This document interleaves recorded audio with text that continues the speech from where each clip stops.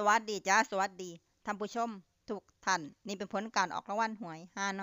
อยเฉพาะกิจประจำงวดที่20กรกฎาคม2569รางวัลเลข2ตัวรางเลขที่ออก0909รางวัลเลข5ตัวรางเลขที่ออก54409 54409รางวัลเลข2ตัวบนเลขที่ออก2424รางวัลเลข3ตัวบนเลขที่ออก524รางวัลเลข5ตัวเลขที่ออก38524นี่ก็เป็นผลออกรางวัลหวยฮานอยเฉพาะกิจประจำงวดที่20กรกฎาคม2569ขอให้โชคดีมีชัยถูกหวยฮานอยเฉพาะกิจได้รับเงินกันทุกคนเด้อจ้าฝากไว้ในเด้อจ้าซับตะไคร่กดติดตามและเป็นกำลังใจ